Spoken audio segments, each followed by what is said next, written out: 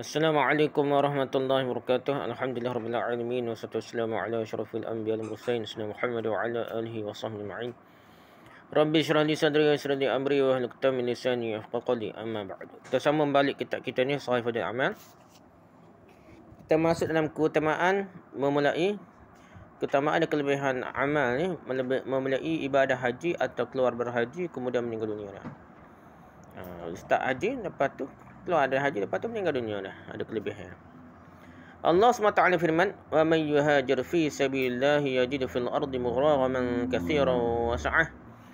Wa man yakhruj min baitihi muhajiran ila Allah wa rasulihi thumma yudrikuhu al-maut faqad waqa'a ajruhu 'ala Allah wa kana Allahu ghafurur rahima." Barang siapa yang keluar dari rumahnya dengan bermaksud berhijrah kepada Allah dan Rasulnya, kemudian kematian menimpanya sebelum sampai ke tempat yang tuju, maka sungguhnya telah tetap pahalanya di sisi Allah. Dan adalah Allah Maha Pengampun lagi Maha Penyayang. Surah An-Nisa ayat 100. Okay, hadis ke-539 Al-Bukhari rahimahullah dalam Sahih Bukhari nombor 1265 meriwayatkan An Ibn Abbas radhiyallahu anhuma qala bainama rajulun waqifun bi'Arafah إذ وقع عن راحلته فوقصته أو قال فأوقصته قال النبي صلى الله عليه وسلم اغسلوه بماء وسدر وكفنوه في ثوبين ولا تحنتوه ولا تخمروا رأسه فإنه يبعث يوم القيامة ملبيا. Dari Ibn Abbas radhiyallahu anhu dia berkata, ada seorang lelaki sedang wukuf di Arafah. Tiba-tiba dia terjatuh dari kenderaannya, lalu lehernya patah, matinya dah.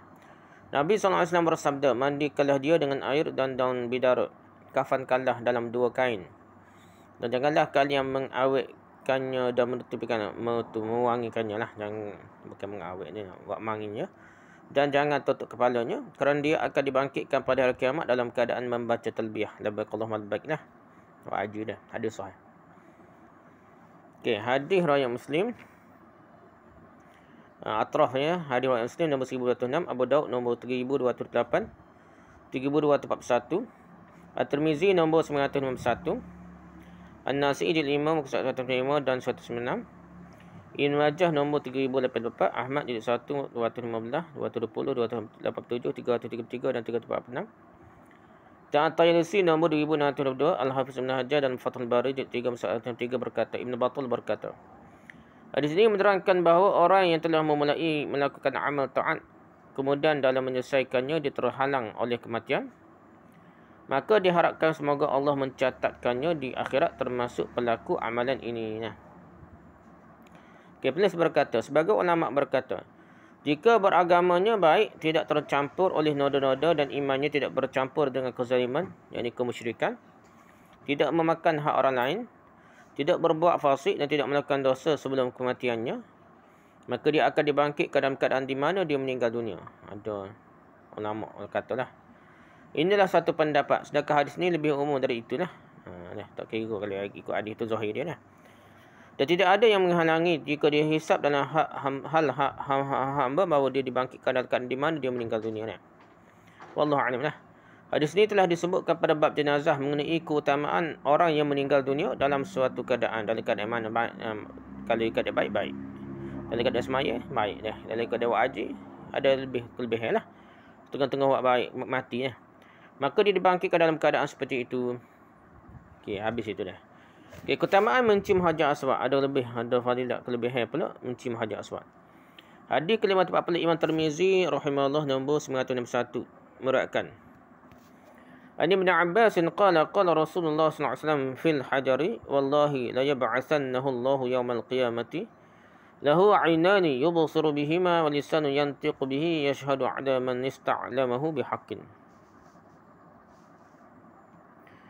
Dari Ibn Abbas radhiyallahu anhu dia berkata, Rasulullah sallallahu alaihi wasallam bersabda mengenai Hajarul Aswad, demi Allah, sungguhnya Allah akan membangkitkannya pada hari kiamat. Dia memiliki 2 mata yang melihat dan lisan yang berbicara. Hajar Aswad tu lah, batu Hajar Aswad itu dah. Dia akan bersaksi atas orang yang menciumnya dengan hak. Dengan asalnya, hadis asalnya. Jadi akan jadi saksi dah.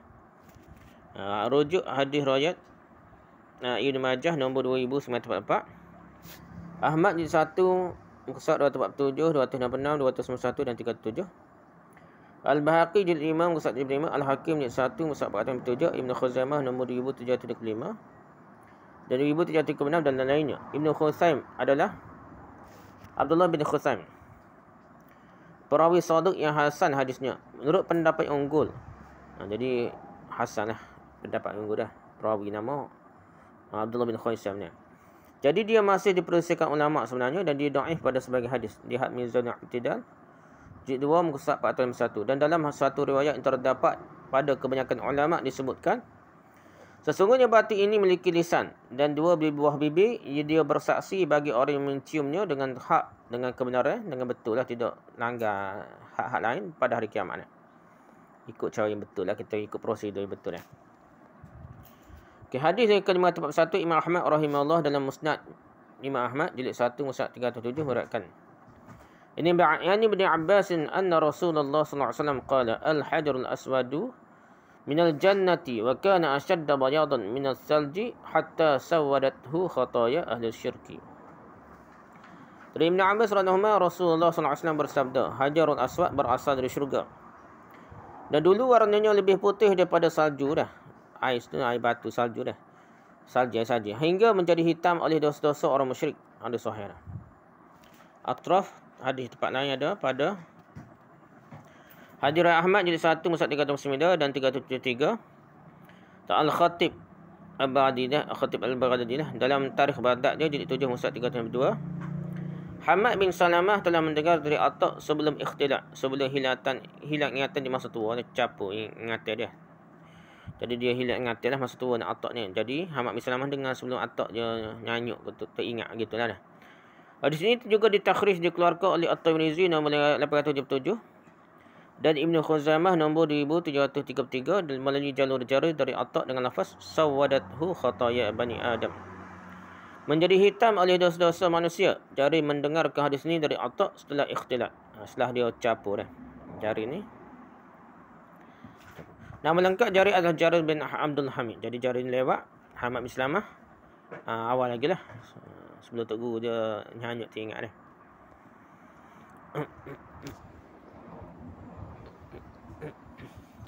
Okay, habis itu kita pergi pada hadis 542. Hadis ke-542 An-Nasa'i rahimahullah jilid 5 muka surat 221 meriwayatkan. Anna Abdullah bin Ubaid bin Umair anna rajulan qala ya Aba Abdurrahman ma araka tastanimu illa hadaini ruknaini qala inni sami'tu Rasulullah sallallahu alaihi wasallam yaqulu inna mashahuma yahuttani al-khati'ata wa sami'tuhu yaqulu man tafa sab'an fahuwa ka'idun li raqabatin. Fi riwayatin ghairun Nasa'i man tafa bil baiti wa shalla rak'atain kana ka'idqi raqabatin. Dari Abdullah bin Umar dan dari Abdullah bin Ubaid bin Umar. Seorang lelaki berkata, wahai Abu Abdurrahman, kenapa aku hanya melihatmu mencium dua rukun ini?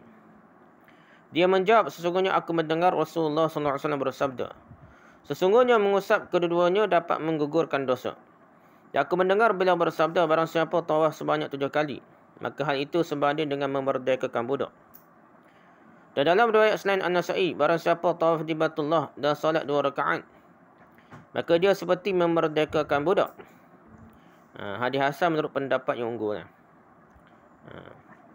Tawaf 7 kali supaya merdekakan hamba, budak ni hamba lah. Tawaf Baitullah dan salat 2 rakaat, maka dia seperti memerdekakan hamba, dan pahala besar ni. Hadis hasan lah. Okey. Atraf ni boleh tengok pada hadis yang sama ni, hadis riwayat Nasa'i dah. Boleh ada juga pada hadis riwayat Tirmizi nombor 559, Ahmad jilid 2 muka 89 dan 95.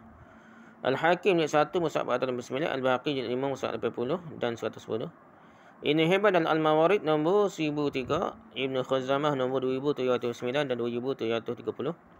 Abdul Razak nombor 8877, Abu Ya'la nombor 5927, At-Tayalisi nombor 1899 dan At-Tabarani jilid 12 nombor 13438 dan 13446.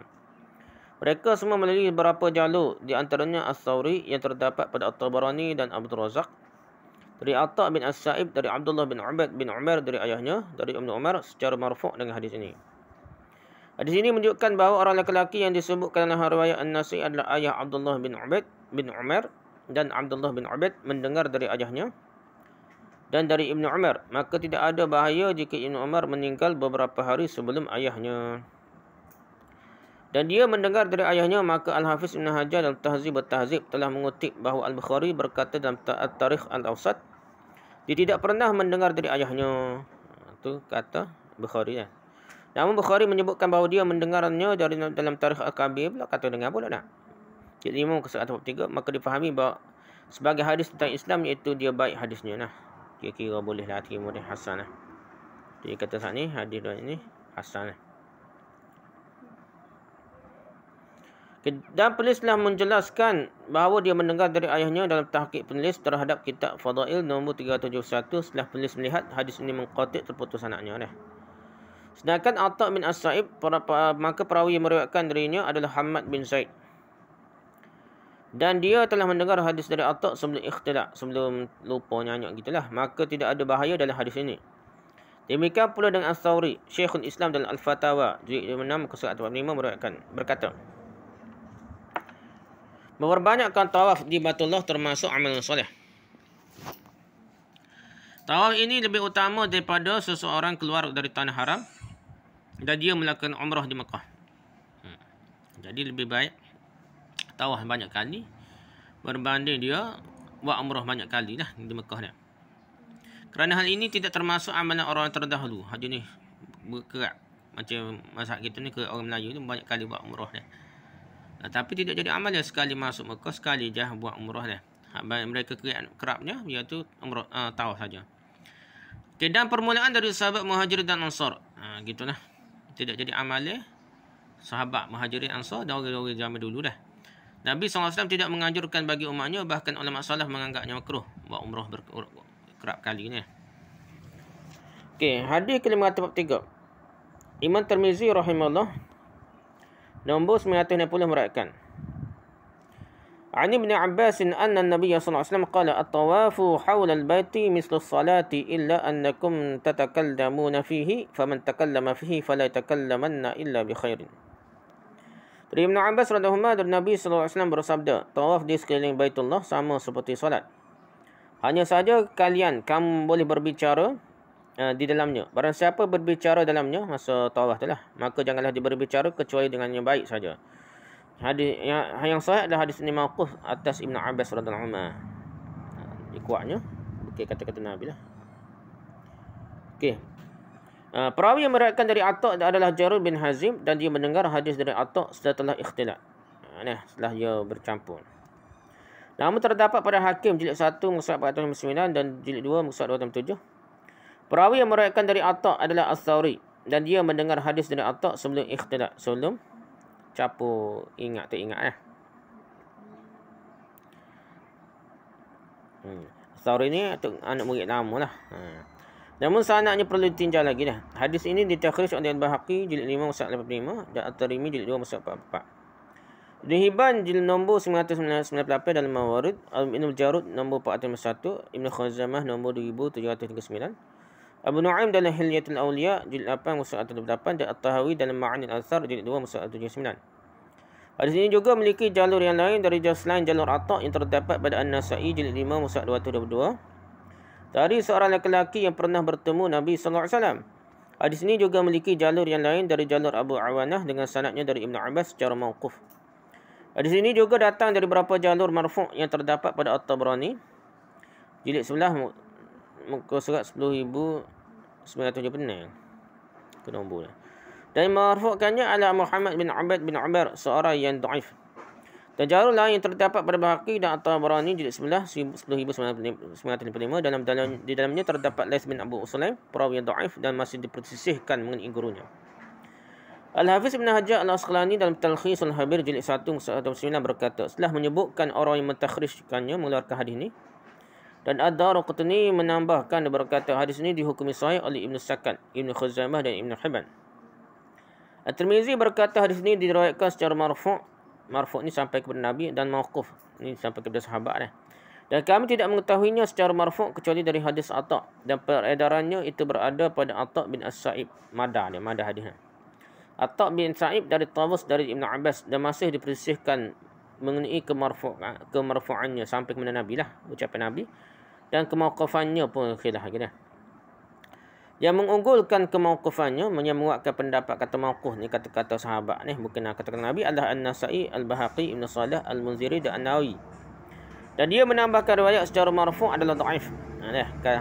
Meriwayatkan kata-kata Nabi bukan kata sahabat tu dhaif. Namun pendapat Nawawi ini mendapat sanggahan lah.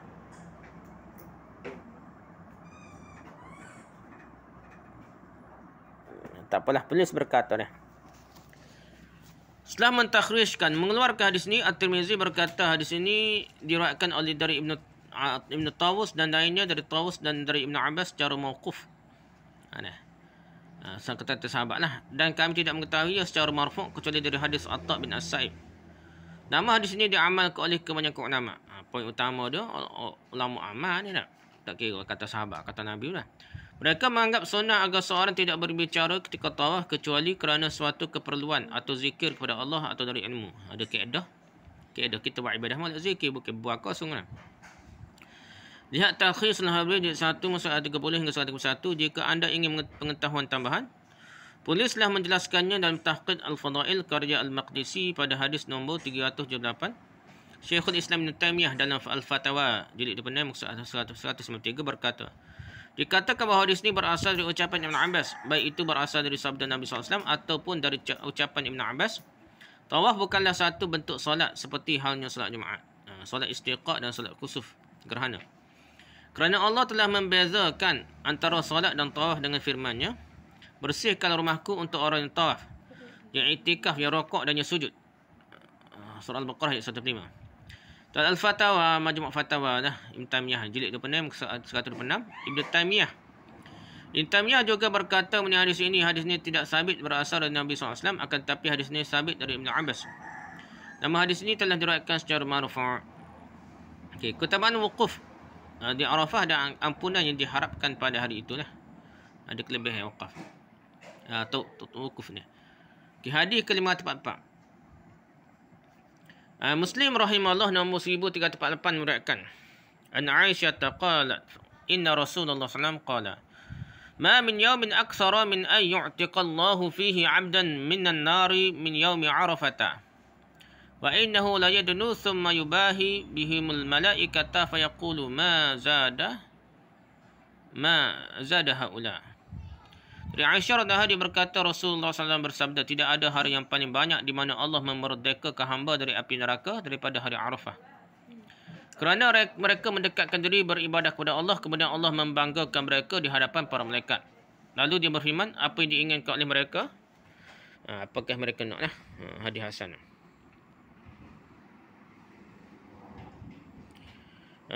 Atraf ni hadis riwayat Muslim. Atraf tempat lain hadis riwayat Nasa'i jilid 5 muka 201 hingga 202. Ibn Majah nombor 3014, Al-Hakim jilid 1 muka 404. Al-Bahaqi jilid 5 muka 15, Ibn Khuzaimah nombor 2827 dan Ad-Daraqutni jilid 2 muka 301. Namun pada riwayat Makhramah dari ayahnya terdapat perselisihan mengenai pendengarannya dari ayahnya sebagaimana telah dibahas pada bab mengenai pelaksanaan haji adalah tetamu Allah. Nama hadis ini memiliki hadis penguat yang terdapat pada Ibn Hibban nombor 1006, Al-Mawarid secara panjang dari Jabir. Pada sanad ini terdapat Muhammad bin Marwan Al-Uqadi yang masih perlu dikomentari dan Abu Zubair Muhammad bin Muslim, perawi yang melakukan tadlis. Jadi manipulasi hadis, tadlis ni tadlis perawi lah, dia tusuk perawi dah. Sembunyikan nama perawi yang sanad dia dah. Dan dia tidak memperjelaskan cara periwayatan dari Jabir. Hal ini memperkuatkan kehasanan hadis ini. Hadis ini juga terdapat pada Ibn Khuzaimah nombor 2840. Dan Al-Baghawi dalam Syarah Sunnah jilid 7 muka 159 dan Muhammad bin Marwan telah dimutaba'ahkan, disokonglah. Nah, mutaba'ah ni bukan sahabat lah. Ada perawi lain yang sama level dia, dia sokong hadis yang sama dah. Kalau sahabat panggil syahid. Okey, hadis seterusnya, bab seterusnya, Allah SWT membanggakan mereka yang ada di Arafah kepada para malaikat. Hadis ke-545 Imam Ahmad rahimahullah dalam Musnad Imam Ahmad jilid 3 muka 305 meriwayatkan an Abi Hurairah qala qala Rasulullah sallallahu alaihi wasallam inna Allah azza wa jalla la yubahil malaikata bi ahli arafatin yaqulu unzuru ila ibadi syu'san ghubran. Dari Abu Hurairah dia berkata, sesungguhnya Abu Hurairah dia berkata, Rasulullah SAW bersabda, sesungguhnya Allah Azza wa Jalla membanggakan mereka yang ada di Arafah kepada para malaikat. Dia berfirman, perhatikanlah hamba-hambaku yang dalam keadaan kusuk rambut dan berdebu mukanya. Hadis sahih. Atraf ni hadis riwayat Imam Ahmad dah. Musnad Imam Ahmad. Hadisnya sama boleh dilihat pada hadis Al-Hakim jilid 1 muka 455. Ibn Hibban nombor 1007 dalam Al-Mawarid dan Ibn Khuzaimah nombor 2839. Mengenai pendengaran Mujahid dari Abu Hurairah terdapat perbezaan pendapat. Sebagaimana yang disebutkan dalam Jami' At-Tahsil, akan tetapi yang unggul adalah dia mendengar darinya. Hadis ini juga diperkuatkan oleh hadis sebelumnya dan hadis penguatnya, maka hukum hadis ini adalah sahih. Hadis ke-546. Ahmad rahimahullah dan Musnad Imam Ahmad jilid 2 muka 246 meriwayatkan an Abdullah bin Amr bin Al-As أن النبي صلى الله عليه وسلم كان يقول إن الله عز وجل يباهي ملائكته عشية عرفة بأهل عرفة فيقول انظروا إلى عبادي أتوني شعثا غبرا. Dari Abdullah bin As radhiyallahu anhu, Nabi sallallahu alaihi wasallam bersabda, sesungguhnya Allah Azza wa Jalla membanggakan mereka yang ada di Arafah kepada para malaikat. Lalu dia berfirman, perhatikanlah hamba-hambaku, mereka mendatangiku dalam keadaan kusuk rambut dan berdebu mukanya. Hadis Ahmad dalam Musnad. Jadi syu'san ghubran, ada yang mengatakan yang berdebu adalah kepalanya. Ada yang mengatakan yang suatu kaum berdebu kerana mengasihi Allah dengan doa dan merendahkan diri. Ada yang mengatakan syu'san sya'ri, artinya rambutnya berubah dan kusuk. Dan syu'sa ra'sahu artinya kepalanya kotor, dan ghabaru syai artinya sesuatu telah diliputi oleh debu, berdebu kepala lah sebenarnya. Okey, hadis ke-547 An-Nasa'i rahimahullah dalam Sunan Nasa'i jilid 5 muka 236 meriwayatkan an Abdurrahman bin Ya'mar qala syahidtu Rasulullah sallallahu alaihi wasallam fa'atahu nasun fasa'aluhu 'anil hajj. فقال رسول الله صلى الله عليه وسلم الحج عرفة فما أدرك ليلة عرفة قبل طلوع الفجر من الليلة جمع فقد تم حجه. في رواية أبي داود من جاء قبل صلاة الصبح من ليلة جمع فتم حجه أيام منها ثلاثة فمن تعجل في يومين فلا إثم عليه ومن تأخر فلا إثم عليه. قال ثم أردف رجلا خلفه فجعل ينادي بذلك. Dari Abdurrahman bin Ya'mar dia berkata, aku menyaksikan Rasulullah sallallahu alaihi wasallam. Lalu orang-orang mendatangi beliau dan bertanya mengenai haji. Lalu Rasulullah sallallahu alaihi wasallam bersabda, haji adalah Arafah. Maka barang siapa yang mendapatkan malam Arafah sebelum terbit fajar, sebelum masuk subuh lah, dari malam ini malam Aidil Adha, saat bermalam di Muzdalifah, maka hajinya telah sempurna, cukup jadi hajilah sebelum subuh ya, 9 Zulhijjah.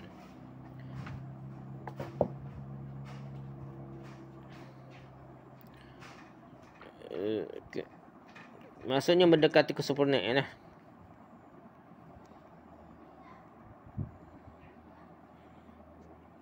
Dalam maksudnya ada lagi rukun yang kita buat dah. Dalam riwayat Abu Daud disebutkan barang siapa datang sebelum subuh dari malam jam' maka hajinya sempurna. Hari-hari Mina itu 3 hari, maka barang siapa yang menyegerakan dalam 2 hari maka dia tidak ada dosa atasnya. Dan barang siapa yang terlambat maka tidak ada dosa atasnya. Perawi berkata kemudian beliau membencengi gendonglah seorang lelaki di belakangnya. Beliau ni baginda dah. Lalu mulailah baginda berseru dengan hal itu. Atraf. Hadis yang sama boleh lihat pada hadis Abu Daud nombor 1949. At-Tirmizi nombor 809. Ibn Majah nombor 3015. Ad-Darimi jilid 2 muka 59. Ahmad jilid 4 muka 309, 310 dan 335. Al-Bahaqi jilid 5 muka 116 dan 173. Al-Hakim jilid 1 muka 404 dan At-Tayyalisi nombor 1309. Ungkapan haji adalah Arafah. Ada yang mengatakan yang paling dominan dalam rangkaian ibadah haji adalah wukuf pada hari Arafah. Ada yang mengatakan wajib mendapatkan wukuf pada hari Arafah. Ada yang mengatakan mendapatkan haji berarti mendapatkan wukuf pada hari Arafah. Maksudnya adalah mendapatkan haji tergantung atas mendapatkan wukuf di Arafah. Kalau tak boleh itu tak boleh nak. Pasal lain tu boleh lewat, boleh cepat dah. Ni Arafah ni masa dia dah tetap dah. Lihat ta'liq atas An-Nasa'i dalam Fathul Bari mengenai pembahasan hadis nombor 1229. Pada Al-Bukhari, Ibn Abdul Salam lebih mengutamakan tawaf daripada wukuf di Arafah.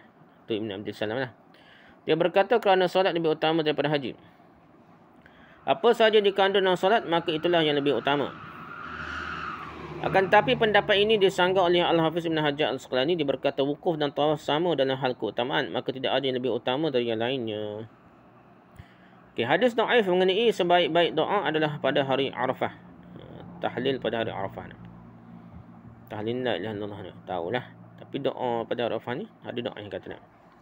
Imam Malik rahimahullah dalam Muwatta' jilid 1 muka 214 dan 215 dan 402 meriwayatkan. An Talhah bin Ubaidillah bin Karizin anna Rasulullah SAW qala afdalud du'a'i du'a yaumi Arafah. وأفضل ما قلت أنا والنبيون من قبل لا إله إلا الله وحده لا شريك له. Dari Talha bin Ubaidillah bin Qaris, Rasulullah SAW, doa yang paling utama adalah doa pada hari Arafah. Dan bacaan yang paling utama yang aku dan para nabi sebelumku membacanya adalah kalimah la ilaha illallah wahdahu la syarikalah. Sanadnya dhaif, hadisnya mursal.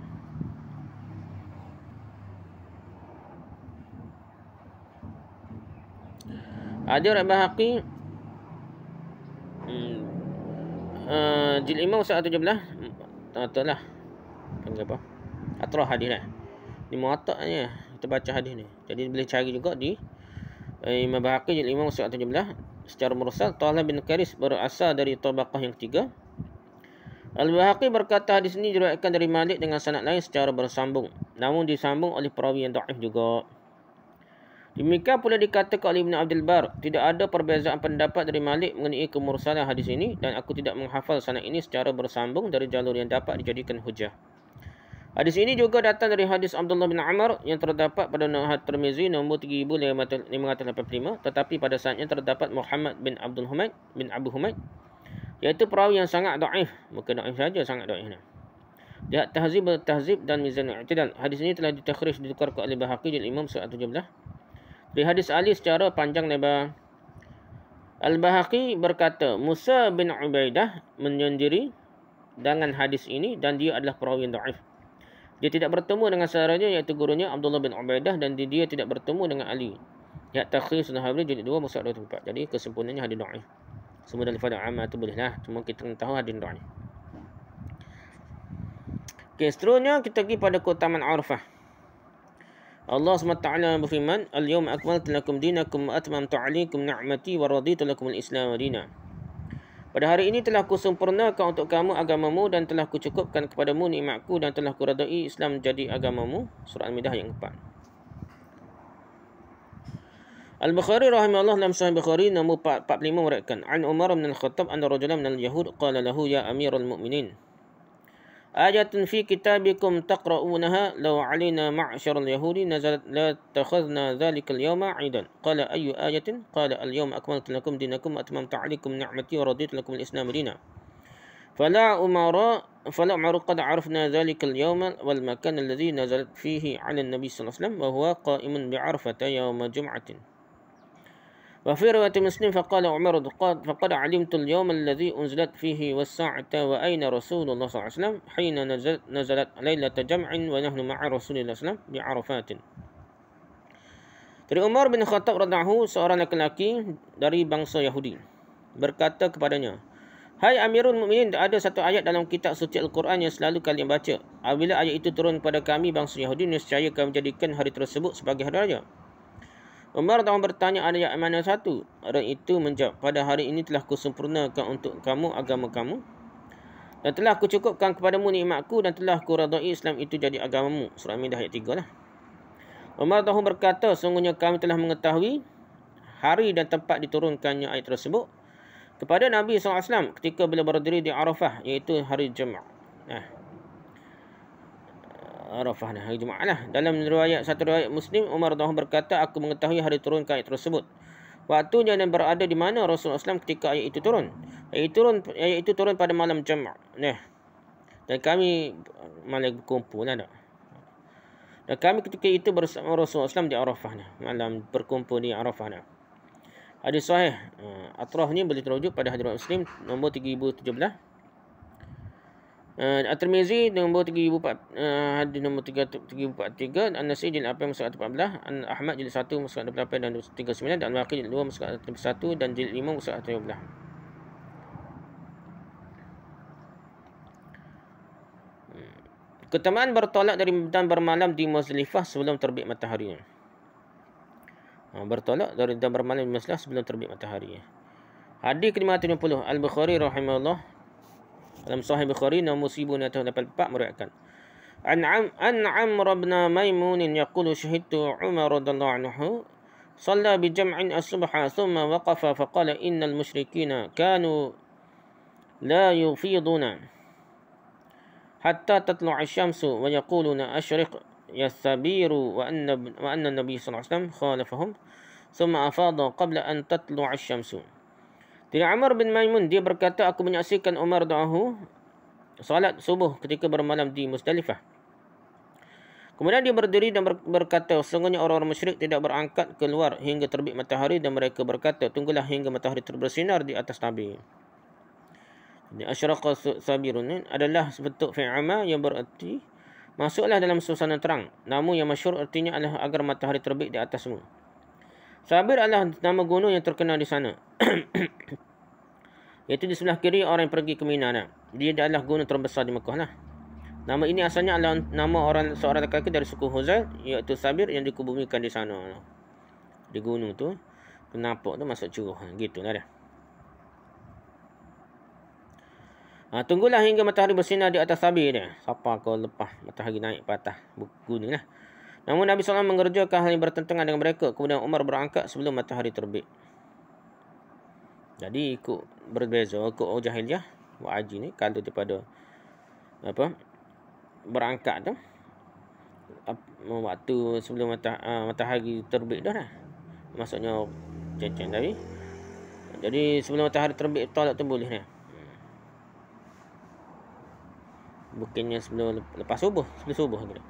Hadis Abu Daud nombor 1939, At-Tirmizi 809, An-Nasai jilid 5 muka 255, Ibn Majah nombor 3022, Ahmad 39, Al-Baqi jilid 5 1204 105, dan At-Tayyusi 63 dengan tahqiq penulis. Pada Ibn Majah setelah lafaz asyriq sabiru, dia menambahkan kamiman ghiru dan sanadnya dhaif.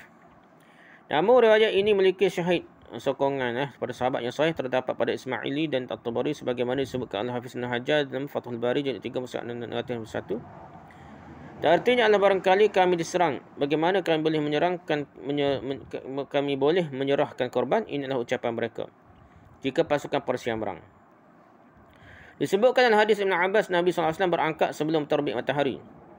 Ayat Tirmizi nombor 809 dan sanadnya hasan. Hadis ini memiliki beberapa syahid sokongan daripada sahabat lah. Lihat Ibn Khuzaimah jilid 4 202, nama riwayat ini dhaif. Lihat Baqi jilid 5 125, pada riwayat ini dijelaskan pertentangan antara orang musyrik dan orang kafir. Itulah cerita tentang keutamaan kelebihan kalau lagi bertolak awal lagi sebelum terbit matahari sebelum subuh lah, di Muzdalifah.